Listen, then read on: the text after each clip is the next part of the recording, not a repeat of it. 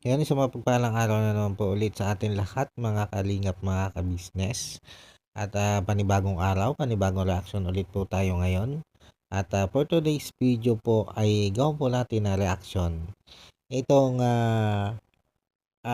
muling pagbabalik nitong sila Kalingap Rob dito kay Terso.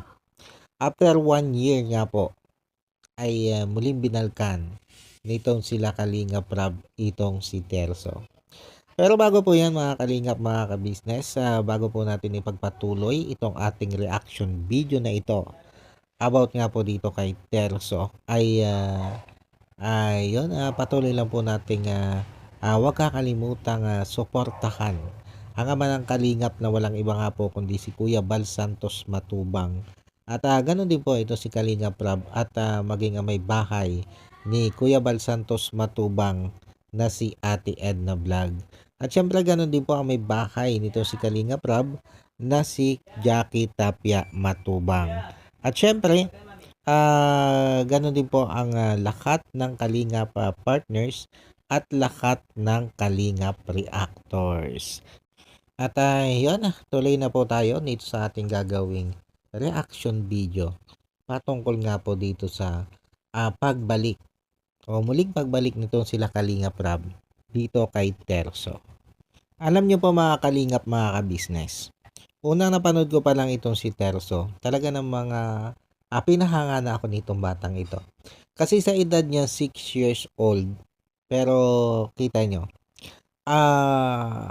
halip na naglalaro siya ay nakita nating meron siyang buhat-buhat na napakalaking kahoy, kasama siya ng kanyang tatay. At yun nga, tinutulungan niya ang kanyang tatay maghakot ng mga kahoy na uulingin. At ang pangarap niya o kaya niya ginagawa ito ay para matulungan niya yung kanyang mga magulang at para makapagpatayo sila ng kanilang sariling bahay.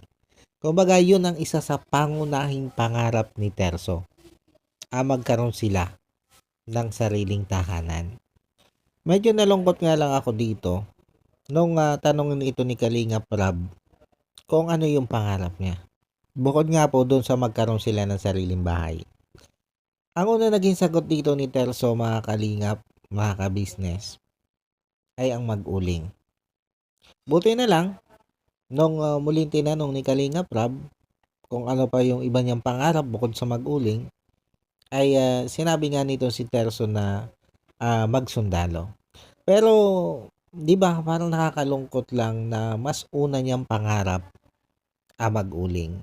Kasi, nakita niya na sa pamamagitan ng pag-uuling ay dito sila kumikita ng pera. Kumbaga nandun na agad yung kaisipan niya sa pagkita ng pera. At parang naging sekundaryo na lang niyang pangarap ang makapagtapos ng pag-aaral at makapagsundalo nga. Kumbaga, mas priority niya ang kumita ng pera para matulungan ang kanyang mga magulang. At nasa ganon, ay makapagpatayo sila ng sarili nilang bahay. Napakalungkot lang isipin, mga kalingap, mga kabisnes, na sa mura niyang edad, pero alam niyo yung utak niya ay doon na nakapokus. Doon na nakapokus sa paghahanap buhay. Di ba mga kalingap, mga kabisnes? Sa bagay, bata pa naman itong si Terso. At maaaring yan lang yung naiisip niyang paraan para kumita ng pera. At yun nga, dahil nga doon sa hangarin niya na magkaroon sila ng sariling bahay. At siguro naman, kung sakali na dumating yung time na mapatayuan na sila ng bahay nito sila Kalingap Rab, ay baka naman magbago yung isip niyang mag-uling na lang. O, di ba? At mas maituloy niya yung pangarap niya na makapagtapos ng pag-aaral at maging isang sundalo.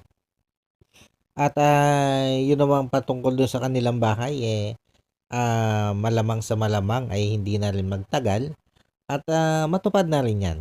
Matupad na rin na magkaroon sila ng sariling bahay sa pamamagitan nga nito sila Kalingap Rab. Dahil may pangako naman ito si Kalingap Rab na isa doon sa magiging priority nila ang pagpapatayo nga ng bahay nito sila Terso. At ito nga mga Kalingap, mga kabisnes, etong muling pagbalik dito nitong sila Kalingap Rab dito kay Laterso ay isa din yan doon sa nabanggit ni Kalingap Rab ang mapatayuan sila ng bahay. Ayon naman kay Kalingap Rab naka-line up na yan yung pagpapatayo nila ng bahay dito kay Laterso. Hindi pa nga lang sa ngayon dahil marami pa rin silang inaasikaso at may mga nauna nang naka-line up para sa pagpapatayo ng bahay. Pero ipinangako naman ni Kalingap Rab dito na isa na nga sa naka-line up na pagpapatayo nila ng bahay ay itong sila Terso. Ang isa pala sa gusto kong batiin at pagpasalamatan dito at ika nga ay saluduhan ay itong si Ate Grace. Si Ate Grace po ay nanay ni Dagay. Kung natatandaan nyo si Dagay na isa din sa natulungan nila Kalingap Rab na yun nga maipagamot at mapatayuan ng bahay ay kita nyo naman itong tinitirhang bahay ngayon itong si Terso ay ayon dito sa nanay ni Terso ay si Ate Grace daw ang tumulong sa kanila para maipatayo ito. O, di ba? Kaya congratulations sa iyo, Ate Grace. At ayun, saludo ako doon sa napakabuti mo din puso na yun nga, ipinapakita mo lang na yung mga naibigay na tulong sa iyo nila Kalingap Rab o ng Kalingap ay ibinabalik mo naman sa iba. Napakagandang pag-uugali yan, Ate Grace. At ayun nga po, balik tayo dito sa topic natin about Terso. At ayun, bukod nga po dyan sa napakagandang balitang hatid nitong si Kalingap Rab dito kay Terso ay may pasalubong pa itong si Kalingap Rab na Jollibee para dito sa buong pamilya nito si Terso. At nung tanongin nga ni Kalingap Rab kung alam ni Terso kung ano yung inabot nilang yan ay ang sabi ni Terso ay hindi. Kasi hindi nga ito ganun kadalas nakakain nitong Jollibee. Kaya hindi niya kilala yung Jollibee. At sabi nga nung nanay nitong si Terso ay una nakatikim ito ng Jollibee ay dahil kay Ate Grace. Nung lumabas nga daw sila nila Ate Grace ay naipag-Jollibee itong si Terso. At dito mga Kalingap, mga kabisnes, pagkaabot nitong sila Kalingap Rab ng Jollibee dito kay Terso ay sinabi nga nito si Terso na tamang-tama daw kasi hindi pa sila nakain. O grabe, 'di ba? At buti na nga lang at ito sila Kalingap Rab ay nakaisip na yan, magpasalubong ng Jollibee para naman may panlaman na ito mga ito sa tiyan. Kasi ang mahirap kasi po yung buhay dito mga Kalingap, mga kabisnes. At yung maaaring ang pinagkukunan lang talaga nila ng pagkain na yun. Pag nakakabenta sila ng uling at maaaring pag wala silang nabintang uling ay eto nga, wala din silang pagkain. Kasi nga doon sa hirap ng kanilang buhay. Kaya sabi ko nga buti na lang ay naisipan nito sila Kalingap Rab na makapagpasalubong ng Jollibee. At least ay yan, hindi na nila po problemahin yung kanilang pagkain at yan, kahit papaano ay nakakain nga po sila na dahil nga po dito sa dala ni Kalingap Rab. Sabi ko nga papaano na lang kung hindi nakapagdala itong sila Kalingap Rab ng ganitong pasalubong ay di malamang sa malamang ay magtiis itong mga batang ito doon sa gutom. At bukod nga po dyan sa Jollibee niyan ay meron pang pasalubong itong si Kalingap Rab dito sa pamilya ni Terso. At ito nga po ay isang box na grocery at isang sakong bigas.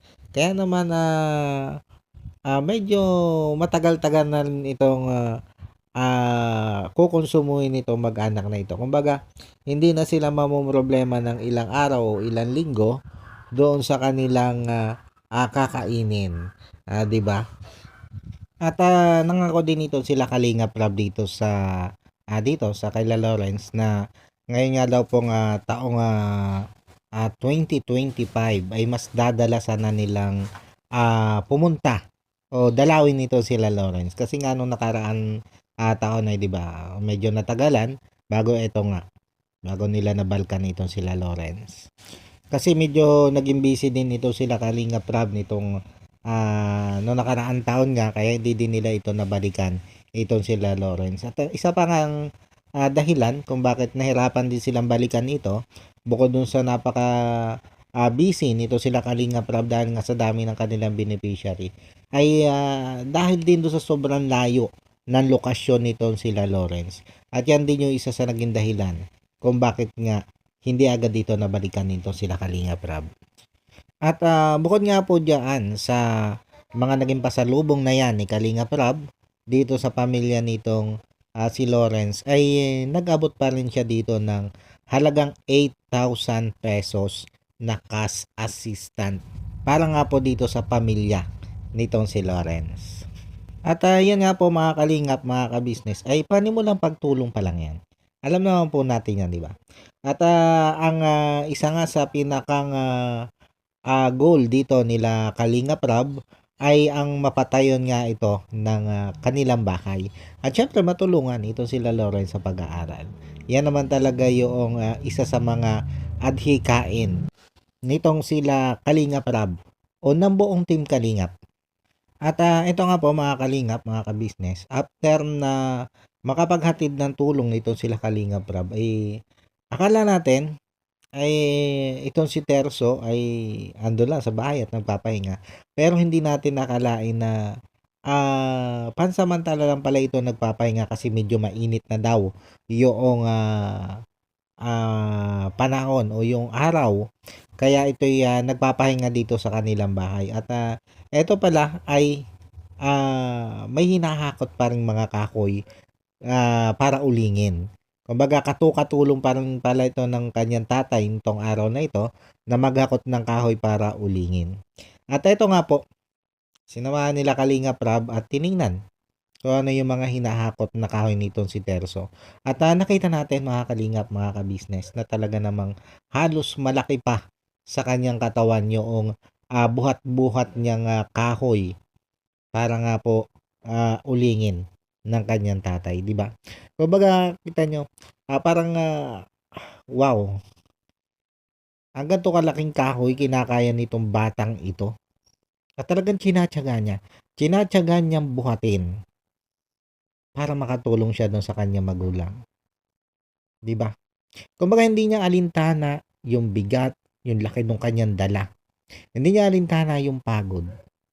Ang mahalaga sa kanya ay ang makatulong siya sa kanyang mga magulang. Lalo na nga dito sa kanyang tatay. Kumbaga gusto niya makatulong sa paghakot sa kanyang tatay doon nga sa mga kahoy na uulingin nito. Dahil sabi nga niya noong nakaraan, di ba? Kaya niya tinutulungan yung kanyang tatay kasi naaawa siya. At ayaw daw niya mahihirapan yung kanyang tatay. O di ba? Napakataba ng puso ng batang ito. At nakakabilib din yung kasipagan nitong batang ito. Di ba mga Kalingap, mga ka-business? Pero alam nyo, mga Kalingap, mga ka-business, ang nakikita ko dito, kaya ganito ito kasipag batang ito. Kasi ito din yung nakikita niya dito sa kanyang mga magulang. Kumbaga, ang kinamulatan kasi niya ay yung sobrang kahirapan. At dahil nakikita nga niya kung paano magsipag yung kanyang mga magulang, kung paano magsumikap, para nga meron silang kitain at maipambili ng pagkain, ay maaaring ito yung unti-unting tumatatak sa kanyang isip habang siya'y lumalaki. At sa murang edad niya, ay na-develop na agad yung utak niya. Kumbaga, nasa utak na niya na kailangan nilang magtrabaho para nga magkaroon sila ng pera. Para meron silang pambili ng pagkain. Yan yung nakikita ko kung bakit ganito ka porsigido at ganito kasipag ang batang ito. Alam niyo mga kalingap, mga ka-business, maaaring yung marami sa atin na makapanood ng bidyong ito o nakapanood ng bidyong ito ay sasabihin na nakakaawa naman itong batang ito. Kasi halip na naglalaro siya, ay eto nga, tumutulong siya dito sa kanyang magulang o dito sa kanyang tatay para magbuhat ng malalaking kahoy para ulingin. Pero alam niyo, sa totoo lang mga kalingap, mga ka-business, mas swerte ang batang ito kaysa doon sa mga batang walang alam kundi mag-cellphone, tumambay sa kalsada, maglaro ng maglaro, at ni paghuhugas nga ng pinggan o pagwawalis diyan sa kanilang bahay ay hindi maalam. Maswerte ito, mas maswerte itong batang ito kaysa sa mga ganong klase ng bata. Alam niyo kung bakit? Kasi ang batang ito, kahit siya ay saan mapunta, kaya niyang mabuhay. Kahit sa ganyang murang edad pa lang, kaya niyang mabuhay kasi kaya niyang maghanap buhay. Sa murang edad, kaya na niyang maghanap buhay. Samantalang yung ibang mga bata na yung sinasabi ko nga na lumaki sa paglalaro, walang alam na hawakan kundi cellphone, yun yung nakakaawa. Yun yung mga nakakaawang bata. Kasi lumalaki sila nang halos wala silang alam.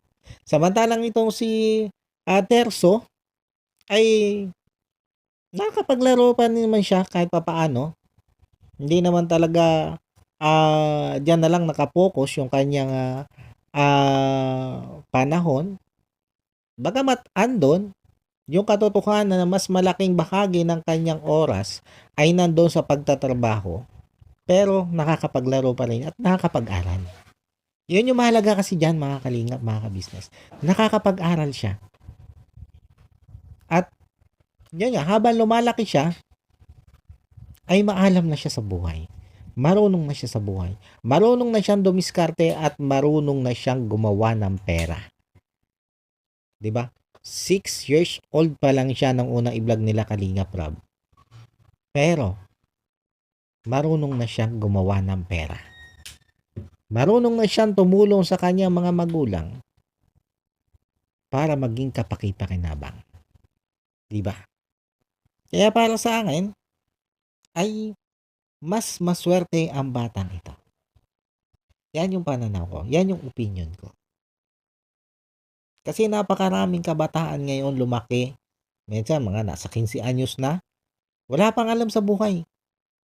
Pag naiwanan ng magulang, halos maghapong di makakakain. Kasi ni pagsasaing hindi marunong. Hindi marunong dumiskarte. Kasi nga walang alam. Lumaki ng walang alam. Pero kita nyo ito si Terso. Di ba? Kahit sa mo iwanan niya, mabubuhay yan. Kasi marunong siyang dumiskarte. At para sa akin mga kalingap, mga ka-business, itong ganitong klase ng bata, ito yung dapat nagiging huwaran. Ito yung dapat nagiging huwaran ng maraming kabataan sa ngayon. O lalo na sa ngayon. Karamihan ng mga kabataan sa ngayon ay wala nang ibang alam na hawakan kundi cellphone, di ba? Ang gandang, alam niyo kung tutuusin, napakagandang ipanood nitong batang ito, nitong vlog ni Kalinga Prab na ito, doon sa mga kabataan. Na yun nga, yung sinasabi ko, walang alam gawin, kundi maglaro, humawak ng cellphone. Para maging inspirasyon, maging huwaran nila yung ganitong klase ng kabataan. Hindi naman natin sinasabi na tularan nila ang ginagawa nitong si Terso.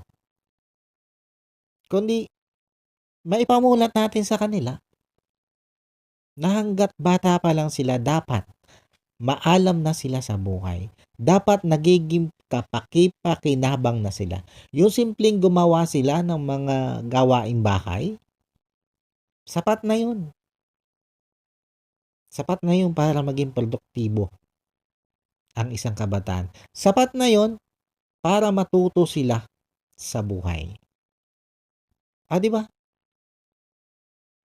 Kaya para sa akin, Sa mga magulang diyan na makakapanood ng, vlog na ito, mas maganda ipanood niyo ito sa mga anak niyo at ipamulat niyo na ito yung dapat. Maging produktibo ka. Na hindi mo naman nga kailangang gayanin ang ginagawa nito si Terso, pero dapat mag-isip din sila o yung mga anak nyo na kahit pa paano yung maging kapaki-pakinabang naman sa loob ng bahay. Yan naman yung opinion ko lang, mga kalingap, mga kabisnes. At yung paano po, mga kalingap, mga kabisnes, siguro hanggang dito na lang muna po itong aking reaction video na ito. At yun, sana po yung nagustuhan nyo ang ginawa kong reaction video ito patungkol dito kay Terso. At muli po ay maraming salamat po mga kalingap, mga kabisnes, sa patuloy nyo pong pagsuporta sa akin. Maraming salamat po. At bago po tayo tuloy ang magtapos, syempre, ang lagi po natin paalala ay huwag nyo lang pong kakalimutan patuloy na suportahan ang ama ng kalingap na walang ibang po kundi itong si Kuya Bal Santos Matubang. At ganoon din po itong si Kalingap Rab. At syempre ganoon din po ang may bakay ni Kuya Bal Santos Matubang na si Ate Edna Vlog. At ganoon na rin po ang may bakay nitong si Kalingap Rab na si Mama Jackie Tapia Matubang. At ganoon din po ang lahat ng Kalingap partners at lahat po ng Kalingap Reactors. At syempre ganun din po ang inyong lingkod, Anime Reactors TV. Sana naman po ay patuloy nyo po akong suportahan. At isama na rin po natin sa ating mga susuportahan. Ito pong sila Kabisnes Official, Papa Dins TV, at Kabisnes Family. Yan, paano po mga kalingap, mga kabisnes, muli po maraming salamat po. God bless po sa inyong lahat. And I love you all. Bye-bye.